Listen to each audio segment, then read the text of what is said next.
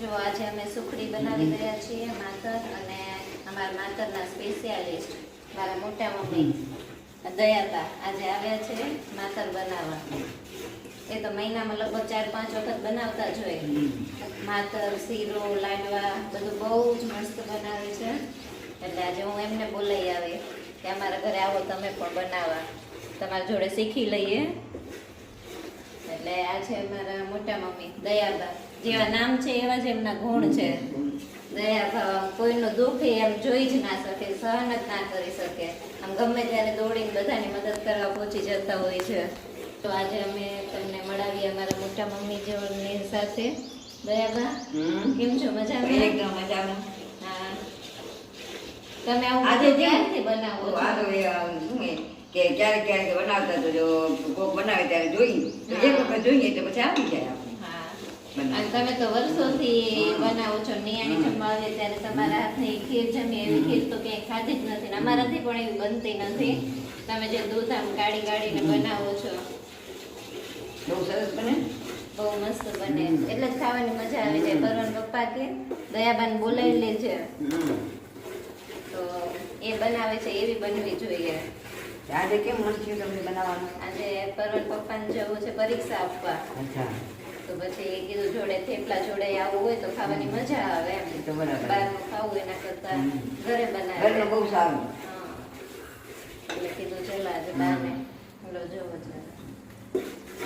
Mix કરવામાં પણ ફરક પડી જાય. એમને આમ હલાવતાય ન આવડે. અને એમ તો ખરેખર તમે આમ અહીંયા તો મંદિરે ગુરુવારના પ્રસાદ કરવાનો હોય કે મંગળવારની સભામાં પ્રસાદી કરવી હોય, અમારા બા હંમેશા હાજર જ હોય. એ વારો લે ત્યારે લાડવા જ ખવડાવે બધાને. એટલે બહુ જ આમ એકદમ આમ ટેસ્ટી, આમ ખબર નહીં આમ સ્વાદ જ કંઈક આમ અલગ હોય છે. આમ એટલા ભાવથી બનાવે ને તે આમ આપણે ખાતા જ રહીએ. એક વખત ખાધું ને તેમ થાય હજી જોઈએ એમ. કરવાની પણ એટલી ભાવે. અને મારા પરત જયારે નાનો હતો ત્યારે બધા એમ જ કીધા દયાબા પરવાના ડોક્ટર છે. પરવાના ડોક્ટર દયાબા હતા. ગમે તે રાતે જાગે કરે તો અવાજ સાંભળીને દોડતા આવી જતા. મને એમ કે તું સુઈ જા, હું જાગું છું. એટલે દયાબાને તો કોઈ દિવસ એના ઉપકાર તો ભૂલાશે જ નહીં આપણાથી હંમેશા. આ જો મળાવી એમની પુત્રી કૃષ્ણવી ને કૃષ્ણવી અહીંયા આવતો. જો આ કિસ્સુ છે અમારે. એ પણ હોશિયાર છે અને એકદમ જો ભણવા માટે અત્યારે તૈયાર થઈ ગઈ છે. હમણાં સ્કૂલે જશે અને 15મી ઓગસ્ટના એક સ્પીચ પણ બોલવાની છે. તું બોલીશ ને પછી આપણે તારો વિડીયો બનાવશું. હો ને મસ્ત. મારા જેવી જ હોશિયાર છે. હા, કેવી બહુ બનાવશે એટલે તો વિડીયો. દયાબા કેટલા વર્ષના છો બા તમે? 71 વર્ષના. પણ આમ હજુ એટલી દોડાદોડ કરે. આપણે જો એની સાથે ચાલીને જવું હોય તો એ આપણાથી આગળ જ હોય. એટલું આમ ઝડપથી ચાલી શકે, બધું કામ કરે હજુ પણ. અને કોઈ જાતની બીમારી કે આ તે કશું જ નથી. એક ગોળી પણ નથી ખાતા ને તમે? એ જ આમ એટલા એક્ટિવ છે હજુ 70 વર્ષની ઉંમરે પણ. એટલે આમ એમના જેવું આમ થવું તો આપણાથી આપણે ખબર નહીં 70 વર્ષના હશું ત્યારે હશું કે નહીં હોય એ પણ એટલા એક્ટિવ તો નહીં જોઈએ. એ તો નક્કી જ છે એમ.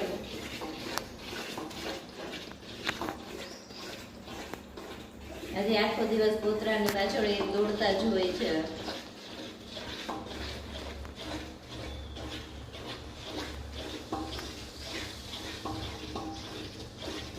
રાત તો થઈ ગઈ છે. હું તો રાત થઈ ગઈ.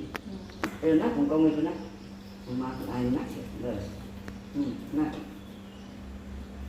કેવો મીઠો કેવો હોય? આના જેવું નહીં બસ હોય. બસ તો બસ આ નાખી. બહુ મીઠું ન પકડ કરતા. આટલું નાખી દો ને. તો નાખી વાંધો નહીં બસ નાખ. જો ગોળવાળી સુખડી બનાવીએ છે. ખાંડ છે હેલ્થ માટે સારી નથી હોતી એટલે ગોળ ખાવો સારો. પકડો. ના વાંધો નહીં. પછી શેમાં કરવી? ત્રાસમાં છે. હા પાતળી કરી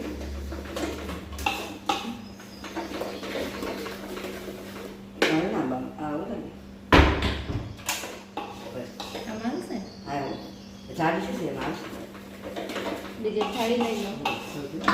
પાતળી ને તમને પાતળી તો આ ઘી નાખો ને. નહીં કર નાખતો હશે અંદર ઉઠી જશે થઈ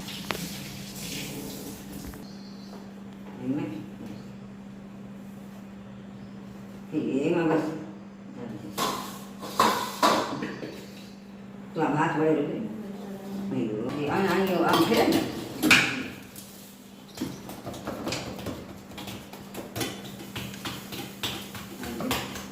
હર્ષિતાન પછી આવી કેટલા રૂપિયા લીધા બા? બધા તમને બોલાવે ને હમણાં એમ કીધું છે બે જણા કે તમે અમારે ત્યાં આવજો કે આ જો આ મોજા બોલાઈ આવી ને આજુબાજુ વાળા બધા બોલાવા આવે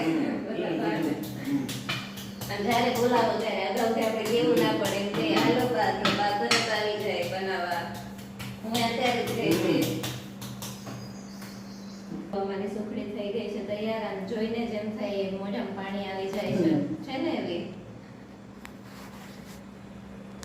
થેન્ક યુ હવે બા આજે આપણે જે સુખડી બનાવી ને એનામાં આમ કઈ માપ જેવું હોય છે તમે તો આજે આમ આશરે બનાવી તમારે જો તમને બનાવતા કરવી હોય ને હા. તો જો બે વાટકી હોય ને લોટ હા. તો એવું પાકેલું ઘી ખપી જાય બે વાટકી એટલે કઈ માપ એટલે નાની નાની આવી આવી વાટકી હોય ને આટલી હા ક્યાં છે બસ આ વાટકી આ વાટકી આ બે હોય ને તો પાકેલું ઘી આ નાખવાનું બે વાટકી હોય તો 5 કિલો જેટલું ઘી જોઈએ બસ ને અને આ ગોળનો માપ ગોળનું માપ એટલે એમ કે પાકેલા જેટલું ગોળે ખપી જાય 5 કિલો જેટલો ગોળ જોઈએ હા. સેજ વધારે આપણે મોડું મીઠું ખપે તો હા. તો મીઠું વધારે ખપે ને તો સેજ એનો નાખવાનું અને બીજી કઈ બાબતનું ધ્યાન રાખવું પડે એમાં એટલે શેકવાનું બહુ ધ્યાન રાખવું પડે શેકવામાં હા તો કેરકેરો આપણો લોટ તો આપણો રોટલીનો જ હોય હા એટલે અંદર હે ને આપણે શેકવામાં એકદમ નિરાંતીને આમ એકદમ એક લટો આપણે શેકવાનો હા. તો કેરકેરો બનતો જાય રોટલી ઓકે હા રોટલીનો જ લોટ જોઈએ રોટલીના લોટમાંથી જ એમાંથી જ બને બને. એટલે અલગથી લોટ પણ આપણે દળવો ના ના પડે પડે સરસ ચલો